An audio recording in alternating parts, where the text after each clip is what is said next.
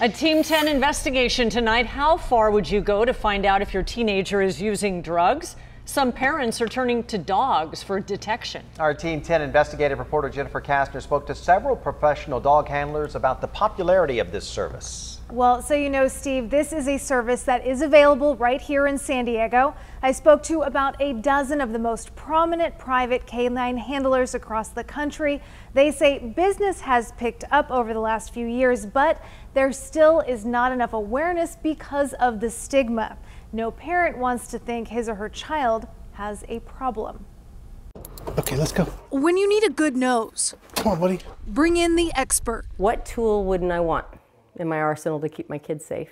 Tina File and her teenage daughter Kenny led us into their 4S Ranch home to see how fast Chewy can sniff out the smell of hidden drugs.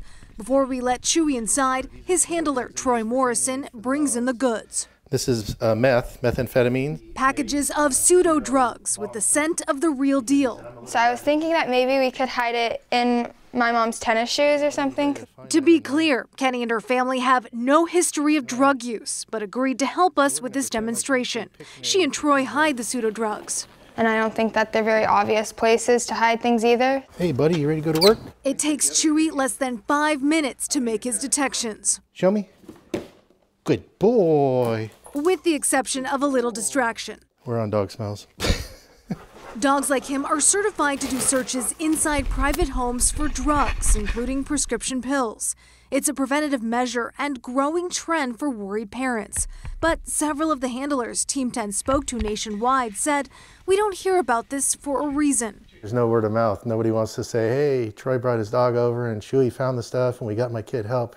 It's all kind of hush-hush and taboo. No parents want to find themselves needing this service, but San Diego County is not immune from the drug addiction and opioid crisis.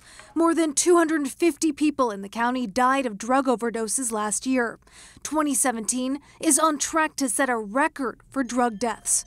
These images are graphic. 10 News was recently granted rare access to the San Diego County Medical Examiner's morgue. As of last month, 30% of these people died of an overdose or drug-related accident. I had 2 firefighter buddies of mine that lost family members to overdose of heroin. So to Troy, canine drug detection could be a lifesaver, even if it seems extreme. I wish I would have had it. I didn't realize all the places that they could hide their drugs until after he passed away and I was cleaning out his room. Karen Murphy of Lakeside lost her son to heroin when he was 18. It's just a big hole in your life. He was a fun kid. She's since started the Seth Foundation in his name, a resource center for those affected by teenage addiction. Murphy wants San Diego parents to be aware of canine drug detection as an option. What do you say to those parents who may tell you this is an invasion of the child's privacy, you're violating boundaries? He lives in your house. As a parent and a minor, you have every right to search and protect your home. So the big question here is, how much does this cost? Well, the cheapest price we found was about $150 for a small home, but the average cost was a little bit closer to $300. But handlers tell us they will work with parents to find an affordable rate. They want to make sure that parents have access to this service. And you'll do anything for someone you love who is an addict. How easy is it to get one of these dogs, though? It's actually very difficult to get one of these dogs. They have to go through several months of certification. It's also very expensive.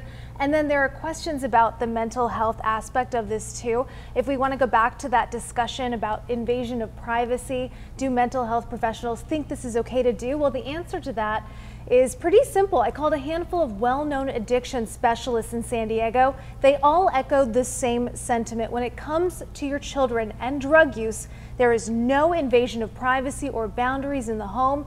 If you have suspicions of abuse, this is just another tool to use. I spoke to one therapist who said he's known of too many teens that have died because parents were simply being too polite. Yeah, better to do something than wish you had. Absolutely. Be strong rather than be polite about the whole situation. All right, thank you, Jennifer.